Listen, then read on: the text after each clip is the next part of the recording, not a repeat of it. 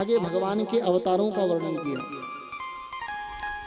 सूत जी कहते हैं जगगृहे पौरुषम रूपम भगवान महदादिभिः संभूतम षोडशकलम आदौ लोक शिक्षया एतन्नानावताराणां निधानं बीजमव्ययम् यस्यांसेन सृज्यन्ते देवतिरयन्नरादय। भगवान नारायण ही सर्वप्रथम भगवान के मतलब भगवान नारायण से ही सृष्टि आगे बढ़ी।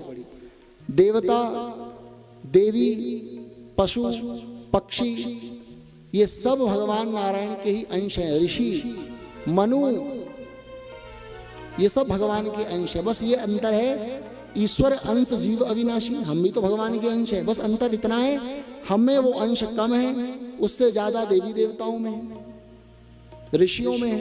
तो सब में भगवान का अंश है, लेकिन किसी में कम है, किसी में ज्यादा है। जिसमें जितना ज्यादा भगवान का अंश उतनी ज्यादा सामर्थ्य और शक्ति उसके अंदर। और भगवान तो भगवान है ही। भगवान के 24 अवतारों का वर्णन किया।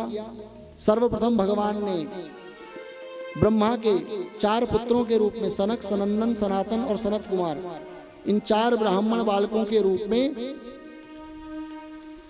पहला अवतार धारण किया। स एवं प्रथमं देवं कौमारं सर्गमास्थित चचार दुश्चरम ब्रह्मा ब्रह्मचर्यम अखंडितम। और अखंड ब्रह्मचर्य का व्रत पालन किया चारों भाइयों ने। चारों भाई की उम्र का कोई पता नहीं कितनी उम्र है। भगवान शंकर के भी अग्रज हैं, भवाग्रज हैं, लेकिन पंचहायन संयुक्ता, देखने में 5-5 वर्ष के बालक ही लगते हैं, लेकिन है पूर्वेशाम अपि पूर्वजा, लेकिन है पूर्वजों के भी पूर्वज। तो इन 4 ब्रह्मा के मानस पुत्रों के रूप में भगवान का सर्वप्रथम अवतार हुआ। दूसरा अवतार द्वितीयं तु भवायास्य रसातल गतां महिम उद्धरिष्यन्नुपादत्त यज्ञेशः सौकरं वपु। भगवान का सूकरा अवतार हुआ। वराह सूकर के रूप में भगवान का अवतार हुआ। पृथ्वी का भगवान उद्धार किए। जो पृथ्वी पूर्व सृष्टि के जल में, प्रलय के कारण जल में डूब गई, क्योंकि जब प्रलय होता है तो पूरी सृष्टि जलमग्न, चारों ओर अंधकार। उस समय सृष्टि जलमग्न हो जाती है और जल में डूब करके रसातल में चली जाती है। उस समय भगवान अपनी दाढ़ों पर रख करके, जैसे जंगली सुअर होता है ना, उसकी 2 दांत होते हैं बाहर, उसी दाढ़ों पर रख करके पृथ्वी को लाए और पुनः जल के ऊपर स्थापित किया। यह भगवान के अवतार का प्रयोजन था, पृथ्वी का उद्धार करना। इसी वराह अवतार में भगवान ने हिरण्यकशिपु के छोटे भाई हिरण्याक्ष का वध किया। तभी हिरण्यकशिपु ने भगवान से बैर साध लिया। आगे कथा आएगी 7वें स्कंद में। तो तृतीयं ऋषि सर्गम च देवर्षि त्वम उपेत्य सह। तीसरा अवतार देवर्षि नारद के रूप में हुआ। ये देवर्षि नारद भी भगवान के ही अवतार हैं। गीता में भगवान ने जहाँ विभूतियों का वर्णन कहा, वहाँ ये सब बातें कही हैं। देवर्षि नाम च नारद, अर्जुन मैं देवर्षियों में नारद हूँ।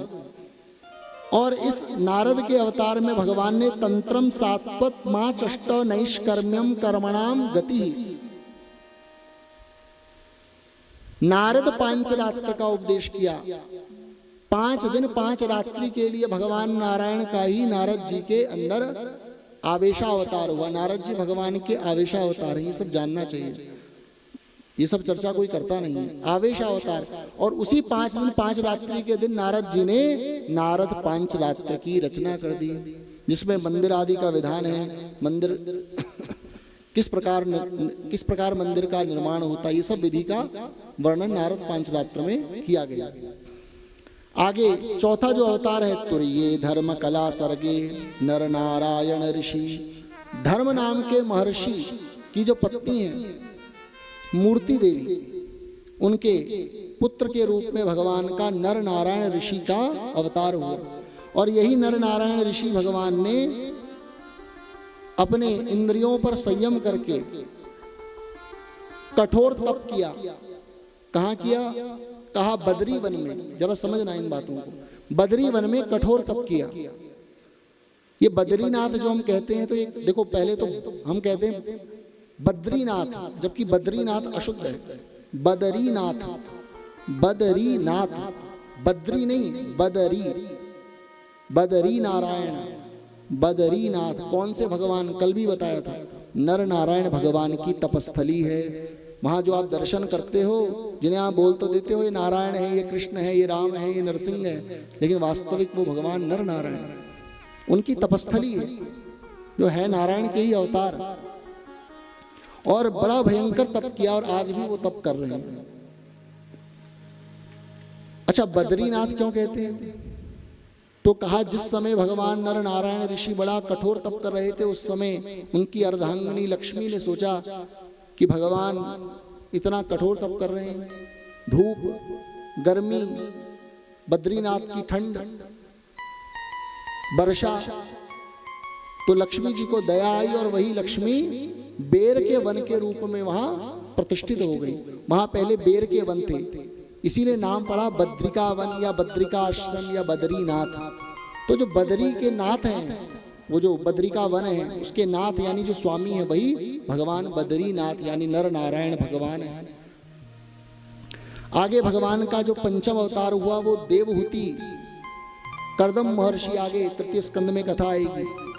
भगवान ब्रह्मा के जो छाया पुत्र हैं, छाया से जो उत्पन्न हुए महर्षि कर्दम, उनकी जो बेटी है, जो मनु जी महाराज की मंझली बेटी है, 3 बेटियों में आकुति, देवहूति, प्रसूति, तो देवहूति के संग उनका विवाह हुआ। उन्हीं के गर्भ से भगवान कपिल का अवतार हुआ। पंचमः कपिलो नामः सिद्धेशः काल विप्लुतम। गीता में भी भगवान ने इन सब बातों का कहा कि अर्जुन, सिद्धा नाम कपिलो मुनि, मैं सिद्धों में कपिल हूं। भगवान कपिल ने सांख्य शास्त्र का उपदेश किया। और इनकी तपस्थली कहाँ है? तो कहा गंगा द्वार, जहां गंगा जी समुद्र में मिल रही है। सारे तीर्थ 12 बार, गंगा सागर 1 बार, आपने सुना हो, 1 बार उसका दर्शन मकर संक्रांति के पावन अवसर पर होता है। ऐसे भगवान कपिल का ये 5वां अवतार। उसके बाद भगवान का 6ठा अवतार हुआ। षष्ठे अत्रे अपत्यत्वं व्रतः प्राप्तो अनुसूया। अनुसूया, ये अनुसूया जी जो महर्षि अत्रि की पत्नी है, उन्हीं के गर्भ से भगवान का जो अवतार हुआ वो हुआ दत्त के रूप में।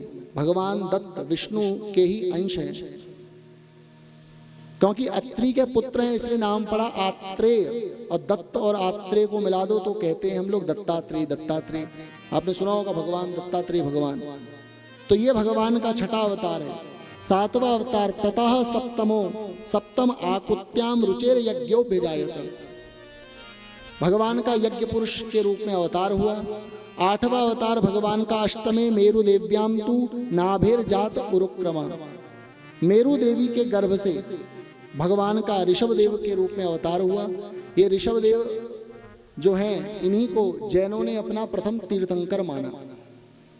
देखो, यदि किसी धर्म को अस्तित्व चाहिए तो सनातन धर्म का ही आश्रय लेना पड़ेगा। यदि सनातन धर्म का वो आश्रय नहीं लेगा तो उसकी एग्जिस्टेंस पर शक हो जाएगा, वो धर्म माना ही नहीं जाएगा। तो हमारे भगवान ऋषभ देव को ही जैनों ने अपना प्रथम तीर्थंकर माना। तो इसीलिए हम कहते हैं कि भैया चलो जैन धर्म भी हमसे अलग नहीं है। तो भगवान का 8वां अवतार ऋषभ देव के रूप में हुआ। भगवान का 9वां अवतार ऋषि भीर याचितो भेजे नवमम पार्थिवम वपु। भगवान पृथु के रूप में हुआ। भगवान ने पृथ्वी का मंथन किया, इसलिए पृथ्वी का नाम भगवान पृथु के ही नाम पर पृथ्वी पड़ा। सब कथा आएगी 4थे स्कंद में। इस प्रकार भगवान के 9वें अवतार के रूप में मत्स्य अवतार हुआ। मत्स्य अवतार ग्रहण करके भगवान ने जो चाक्षुष मनमंत्र है उसके अंतिम जो राजा हुए, राजा सत्यव्रत, जो इस समय मनमंत्र चल रहा है। ब्राह्मण लोग संकल्प करते हैं तो कहते हैं, क्या कहते हैं? वैवस्वत मनमंत्रे। इस मनमंत्र का नाम है वैवस्वत मनमंत्र। तो जो पिछली सृष्टि के राजा हैं सत्यव्रत, उनकी रक्षा की भगवान ने, क्योंकि उन्हीं को मनु बनना था। तो जिस समय ब्रह्मा जी सो गए, तो ब्रह्मा जी जब सो जाते हैं तो क्या हो जाता है? प्रलय हो जाती है। और उस समय भगवान ने मछली का अवतार धारण किया, सप्त ऋषियों की, औषधियों की, वेदों की, और राजा जो सत्यव्रत है, जिन्होंने मनु बनना है अगले मनमंत्र में, जो इस समय मनु है, जो सूर्य के पुत्र बनकर के आए, श्राद्ध देव। तो भगवान का ये अवतार मत्स्य अवतार इस कारण हुआ कि उन मनु की रक्षा, सप्तऋषियों की रक्षा, वेदों की रक्षा और औषधियों की रक्षा के लिए। आगे भगवान ने कमठ रूप धारण किया, कच्छपा अवतार, जिसको कुर्मा अवतार भी कहते हैं। कुर्म यानी कच्छप। क्यों किया? समुद्र मंथन के कार्य को सिद्ध करने के लिए। सब कथाएं आएंगी। जिस समय मंदरांचल पर्वत धंसने लगा तो भगवान कच्छप रूप से गए और अपनी पीठ पर मंदरांचल पर्वत को स्थिर कर लिया। उसके बाद भगवान का धन्वंतरी अवतार, उसके पश्चात भगवान का चतुर्दशम नारसिंहम बिभ्रत दैत्येन्द्र मूर्जितम, 14वां अवतार भगवान नरसिंह के रूप में हुआ। प्रहलाद की भगवान ने रक्षा की, हिरण्यकशिपु का वध किया। ददार करजैर वक्षस एरकाम कटकृत यथा, अपने तीखे नख से भगवान ने उसकी छाती को फाड़ डाला। पंचदशम वामनकम कृत्वा, 15वां अवतार भगवान का वामन हुआ। गए राजा बलि के पास 3 पग भूमि मांग गए तो थे पूरा राज्य मांगने के लिए, लेकिन केवल 3 पग भूमि मांगी और उस 3 पग भूमि में सब कुछ छीन लिया।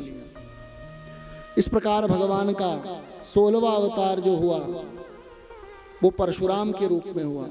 और त्रिसप्त कृतवाह कुपितो निछत्राम करोन महिम, भगवान परशुराम ने 21 बार दुष्ट क्षत्रियों से इस भूमि को विहीन कर दिया। भगवान का 18वां अवतार ततः सप्तदशे जाता सत्यवत्याम पराशरा, महर्षि पराशर के द्वारा सत्यवती, जिसका नाम है मत्स्यगंधा, क्योंकि शरीर से मछली की गंध आती थी, मछुआरों ने पाला था। अच्छा, बड़ा सुंदर भगवान व्यास के जन्म की कथा है। इसी के कारण लोग जो हैं कुछ उल्टी पुल्टी बातें भी बोल देते हैं। एक बार महर्षि व्यास जा रहे थे, पराशर व्यास जी के पिताजी, तो महर्षि पराशर ने सत्यवती को देखा, मत्स्यगंधा जिसका नाम था, सत्यवती। मछली की गंध उसकी दूर दूर तक मछली की गंध उसके शरीर से आती थी। भगवान ने देखा कि वह बड़ा सुंदर, जब उसको देखा तो भगवान पराशर महर्षि तो बहुत बड़े ज्योतिष के विद्वान, ज्योतिष के प्रवर्तक, वो समझ गए कि इसके गर्भ से एक सुंदर बालक का जन्म होगा और उसी के द्वारा जो भगवान का अंश होगा और उसी के द्वारा समस्त पुराणों की रचना होगी। वही वेद मेकम चतुर्मिधम, एक वेद के 4 भाग करेगा। तो ऐसा अवसर पाकर के उन्होंने सत्यवती का गर्भाधान किया और यमुना के उस द्वीप पर महर्षि व्यास जी का जन्म हुआ और नाम पड़ा श्री कृष्ण द्वैपायन वेद व्यास। जरा समझना, क्योंकि उनका वर्ण था थोड़ा काला सांवला, कृष्ण वर्ण। कृष्ण एक प्रकार का वर्ण भी होता है। भगवान कृष्ण का नाम कृष्ण क्यों पड़ा? क्योंकि सांवले थे, इसीलिए गर्गाचार्य जी ने नाम रखा कृष्ण। तो ये भी थे, इसलिए इनका नाम पड़ा श्री कृष्ण। और यमुना के द्वीप में इनका जन्म हुआ तो नाम पड़ा द्वैपायन। और क्योंकि वेद मेकम चतुर्विधम, एक वेद के 4 भाग कर दिए, पहले एक ही वेद थे, तो 4 भाग करने के नाम पड़ा वेद व्यास, जिन्होंने वेदों का विस्तार किया, भाग कर दिए।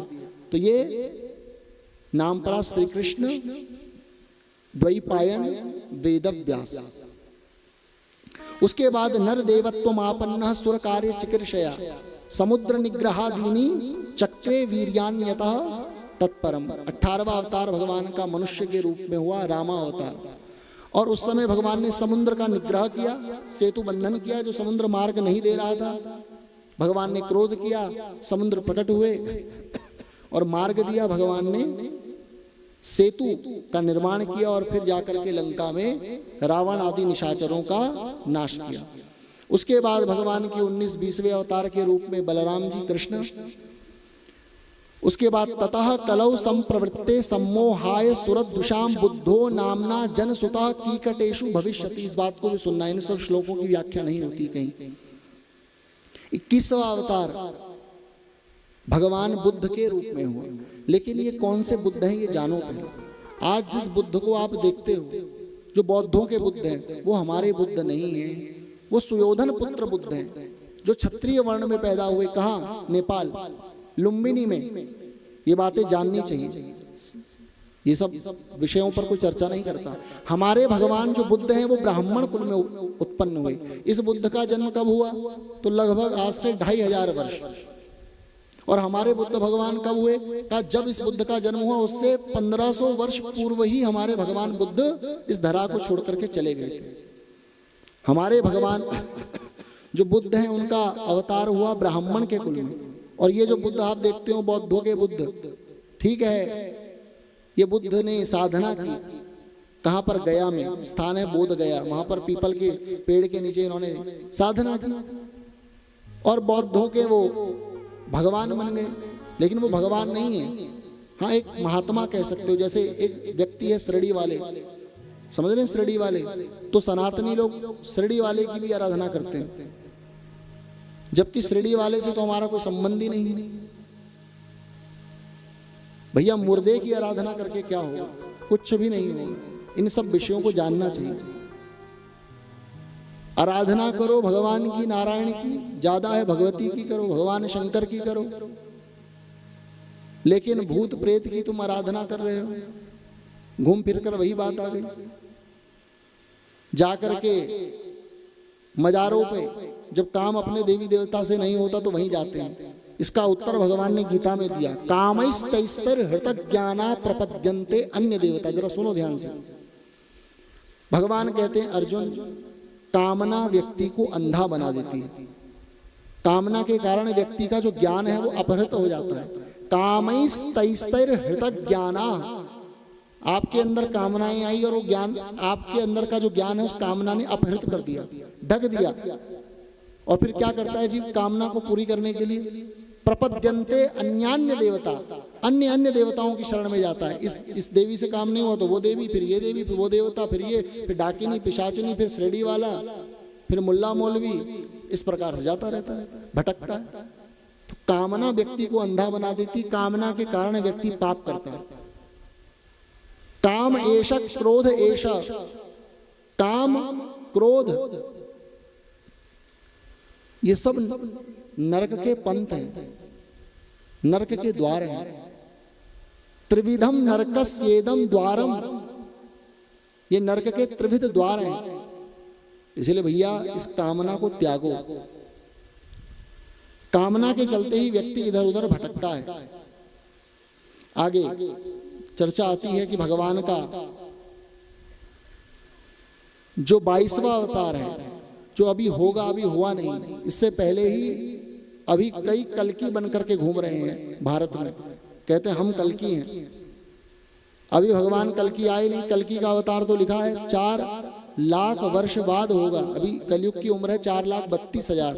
अभी तो मात्र कलयुग का 5,200-300 साल ही बीता है। 5,000 मान के चलो, और 4,32,000 में से 5 माइनस कर दो तो लगभग 4,26,000 के आसपास कुछ बचता है। समय अभी है भगवान कल्कि के लिए, लेकिन इससे पहले ही कल्कि बन करके कई भारत में लोग घूम रहे हैं। तो कहा अथासौ युग संध्यायाम दस्यु प्रायेषु राजसु जनिता विष्णु यशसो नामना कल्किर भविष्यति। तो कहा जिस समय कलयुग के अंत में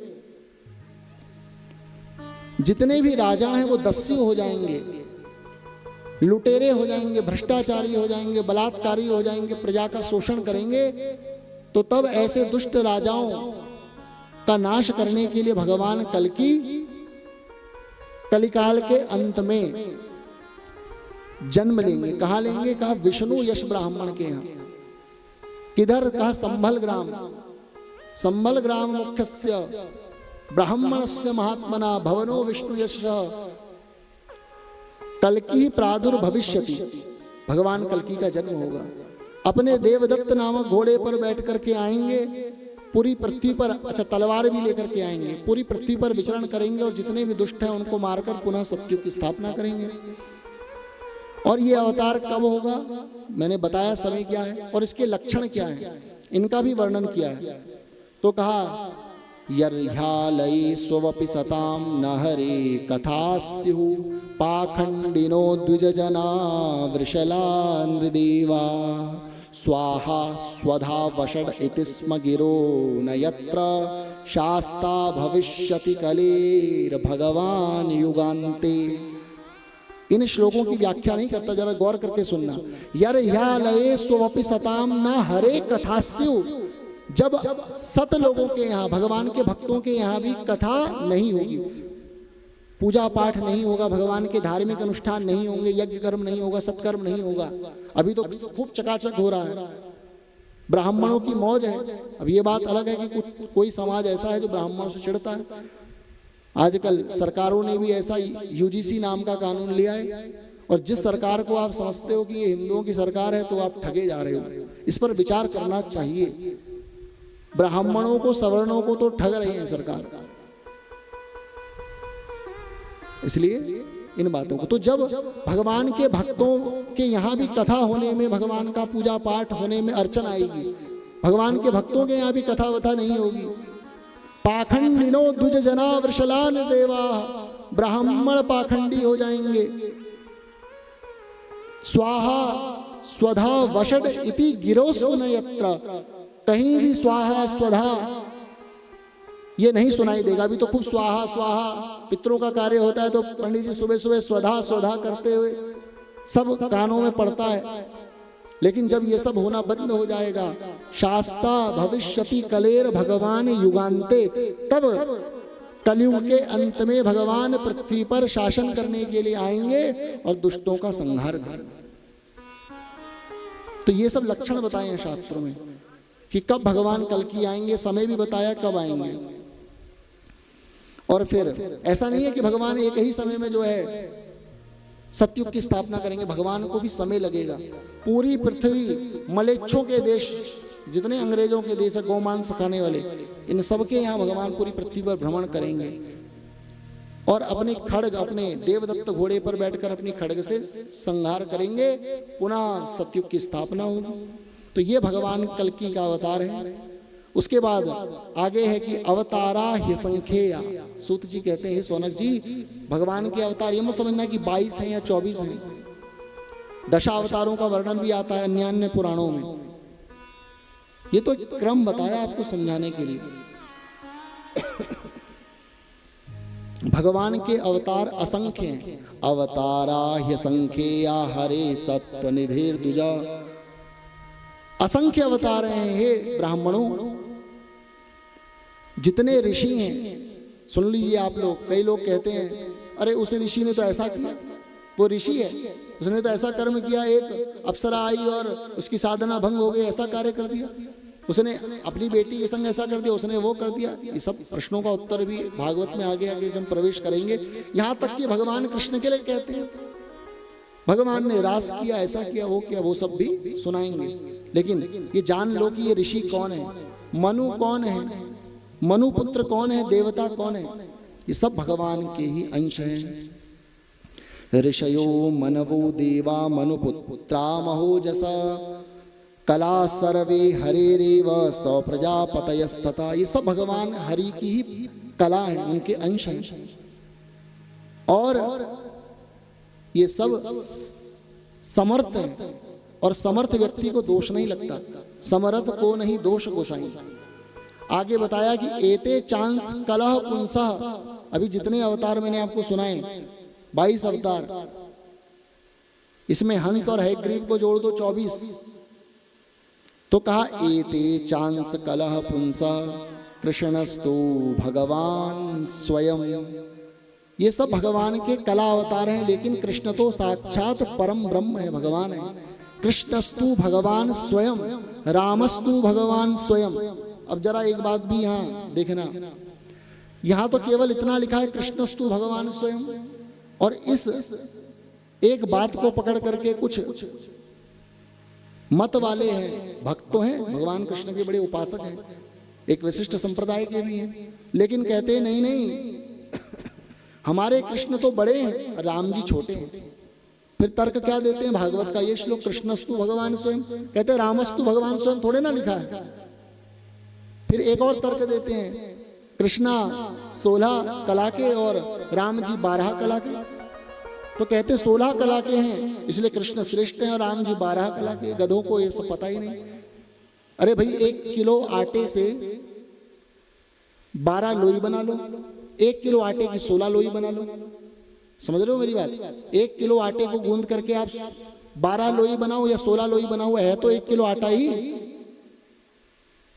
तो कृष्ण राम में कोई भेद नहीं है, कोई अंतर नहीं है। इसलिए आगे इस प्रकार अवतारों का वर्णन किया।